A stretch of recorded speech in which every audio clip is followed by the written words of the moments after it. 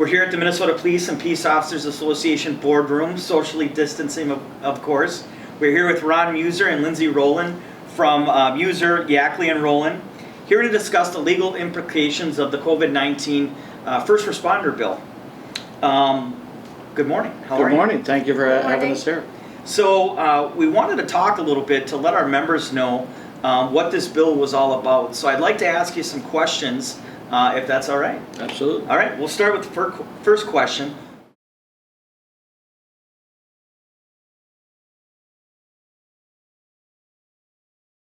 What does this new law do? So this new law is really special, and it's a very significant piece of legislation.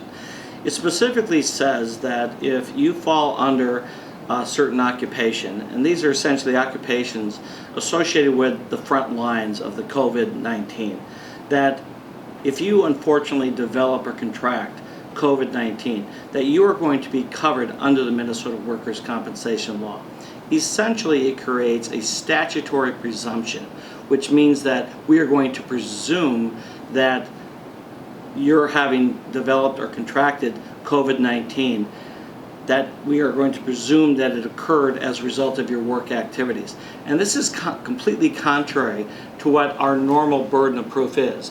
Normally, if you sustain an injury of any type under the Minnesota Workers' Compensation Act, you are required to demonstrate or prove by a preponderance of the evidence, more likely than not, that it's causally related to your work activities.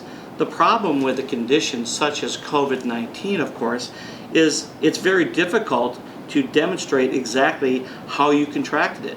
We have situations where many people, thousands of people perhaps, have developed COVID-19 yet are exhibiting no symptoms.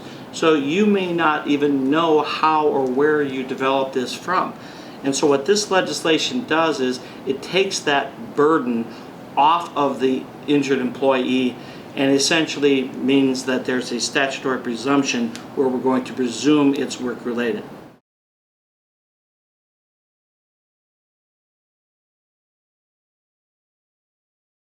Lindsey, what should someone do if they think they're experiencing symptoms? The first thing that they should do is contact their doctor. So as soon as you start to experience symptoms, contact your personal physician so that they can direct you to determine what steps you need to take care of your own health. That's number one. Your own health is number one. After you've talked to your doctor, the other thing that we tell employees to do is document. Document any recent exposures that you have had to COVID-19 or incidents that you think may have contributed to the contraction of COVID-19. And what we recommend people do is actually email themselves a description of the incidents that they were involved in that may have contributed. And the reason we ask you to email yourself is so that you have time-stamped documentation of the circumstances which may have led to the contraction of the illness. Go ahead, Ron. If I might just kind of further respond. So once you have contacted the medical provider, advising them that you believe you may have symptoms consistent with COVID, obviously you need to document everything, but by and large you have to follow those directions that we've all been reading about or hearing about on the news incessantly. You need to self-quarantine immediately, and that includes self-quarantining from your family, from your friends, and from your coworkers. You also need to then notify your employer that you believe that you have symptoms that may be consistent with COVID-19. Once you have contacted your doctor, documented, contacted your employer, obviously the first step is going to be following the directions of your medical providers. Now these medical providers are going to give you direction on where and how you should present yourself. So don't necessarily go straight out to the emergency rooms, because we don't want our emergency physicians exposed to individuals that may have the COVID yet are not necessarily protected, but they'll give you direction. Upon arriving or being examined by your medical provider, you need to ask for a COVID-19 test. And that's important because that's one of the criteria of essentially establishing entitlement to the benefit. Unfortunately, as we've all heard, particularly in Minnesota, there may not be enough tests available or available to you at that time. So if there's not a test that's available, you need to ask that the medical provider document the fact that there was no test available and document the symptoms that you're experiencing. That way, if we need to go back and seek to establish that you have developed COVID or COVID-related symptoms, that is well documented. Once you have been provided or advised that you have been diagnosed with COVID-19, hopefully that's not the case, but if in fact you do, you need to provide your employer with a copy of that laboratory test result or the diagnosis in writing from your medical provider, which indicates the diagnosis of the COVID-19.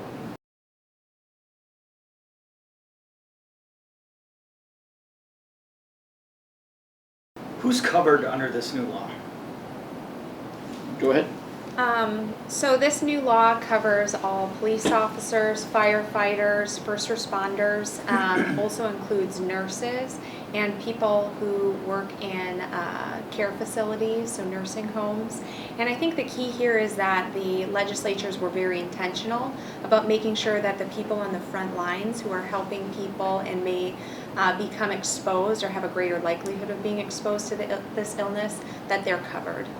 I think an interesting aspect that we don't really know the answer yet is how far or how expansive this list is going to be.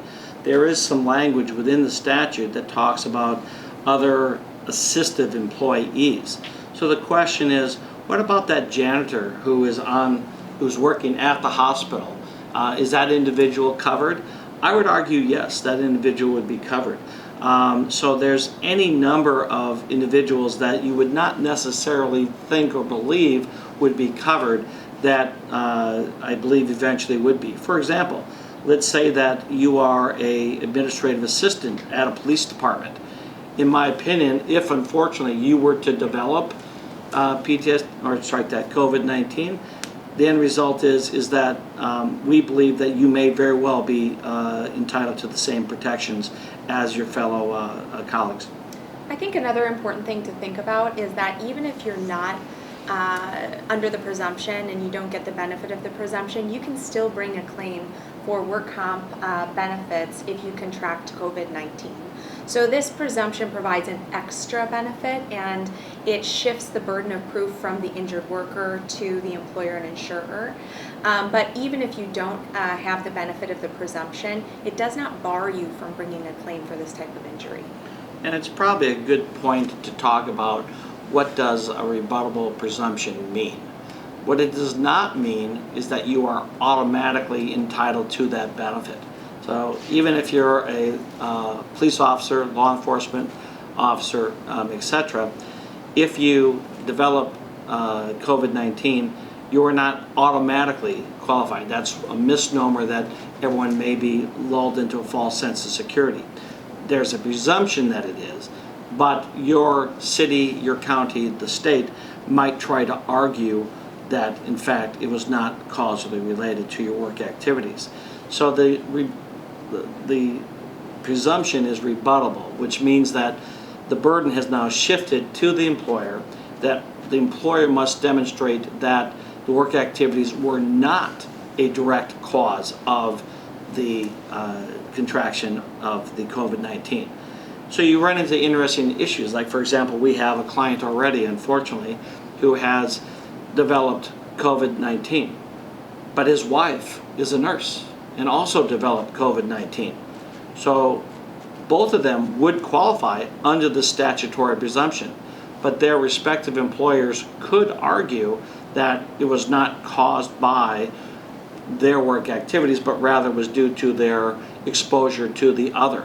So now the burden would be on their employers to prove that, and I believe that it would be a very difficult thing to prove, but it is an issue that will come up, particularly if unfortunately someone's condition becomes a severe condition where we're dealing with a lot of monetary loss, whether it be medical expenses, whether it be wage loss, or even unfortunately long-term disability or even death.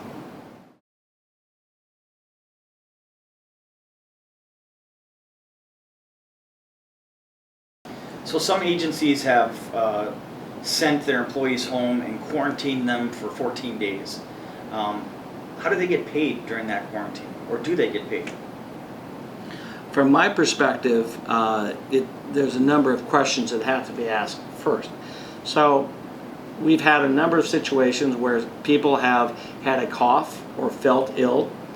We've also had people who have come home from vacation where upon arriving or returning back to Minnesota, they were advised by their entity to self-quarantine for 14 days.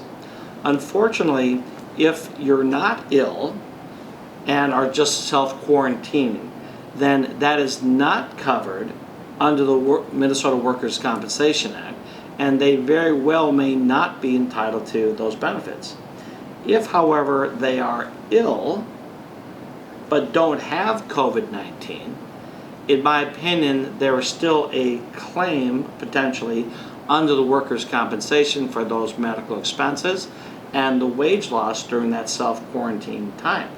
Everyone assumes it's only 14 days, but it very well could turn into weeks, if not months, that you will have to self-quarantine depending upon your individual entity. And then the question is, okay, who's going to pay for that? In my opinion, an argument can be made under the Minnesota Workers' Compensation Act that in fact they are still responsible to pay for that if you have what I would call an infectious disease, even like the flu or cold, and we can argue that in fact it's related. And I do believe that there's going to be some arguments in favor of employees in those situations where they have an illness, they want to work, but they're being prevented from their department. So I think each case has to be evaluated individually, but I would not assume that you must use your sick or vacation time in that situation. And it's possible that there are other laws that could provide some wage loss benefits or other emergency type benefits in that situation.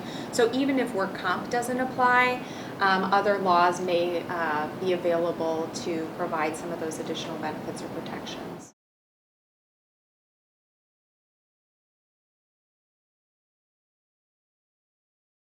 Can I still make a workers' compensation claim related to COVID-19 if I am not employed in one of the occupations described?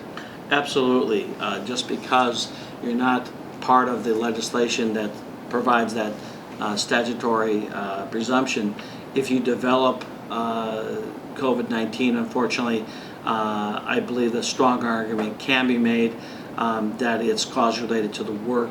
It's going to be based upon a case-by-case basis, but unfortunately we're expecting a significant number of cases from individuals working in retail such as grocery stores.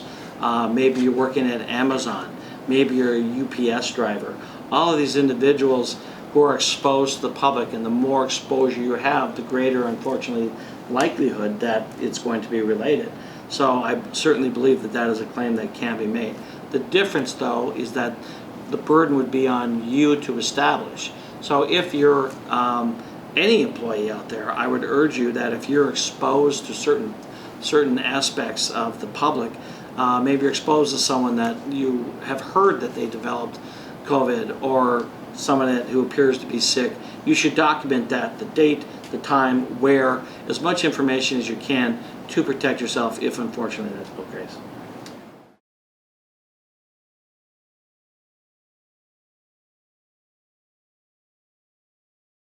What about if I have a pre-existing condition like asthma or cancer? Does that affect any potential future claim or any claim? In my opinion, no. If you think about it, as a general rule under the Minnesota Workers' Compensation Act, if you have a pre-existing condition, you are still covered, so that if the work injury, in this case COVID-19, substantially aggravates or accelerates the underlying condition, then the need for medical care or treatment, even associated with that pre-existing condition, the wage loss, etc., is all still covered under the Minnesota Work Comp. But you're going to run into, again, issues is going to be interesting. For example, if an individual is suffering, has contracted cancer, and then they are exposed to COVID-19 and develop COVID-19, and then you have a worsening of your underlying condition, the cancer. Well, is the worsening of the underlying cancer related to the COVID-19, or is it related just to the natural progression of your disease? Those are going to be the issues that are significant in our system, but in my opinion, it clearly would and should be covered. But that's something that you should immediately contact a lawyer to discuss what your options are.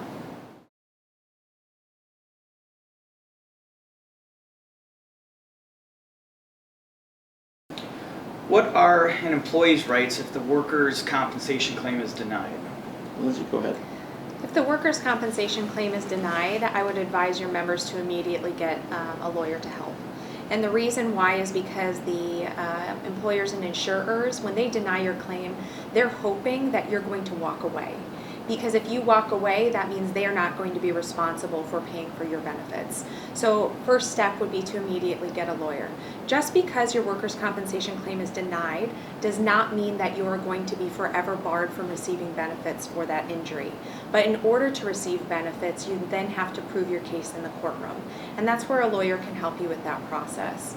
And there are a few different ways to approach this, but you could choose to settle your claim out of court, or if you proceed to court, a judge would ultimately decide whether or not the statutory presumption applies and whether or not your injury is compensable under the Act. Anything else on that, Ron? No, I think that's great. This was a bipartisan approach. Obviously, Representative Winkler and Representative Wogemont spoke about that. Senator Gazelka also spoke about that. These are trying times, and we hope that nobody contracts this disease. And part of that is making sure that we have the proper PPE, personal protective equipment, that is kind of our next mission in all this, because if you don't have the proper equipment, you're more at risk to contract this. And last week, myself, Angie, and Danica, we had a nice donation of N95 masks from a local business here in South St. Paul called Sportsman's Guide.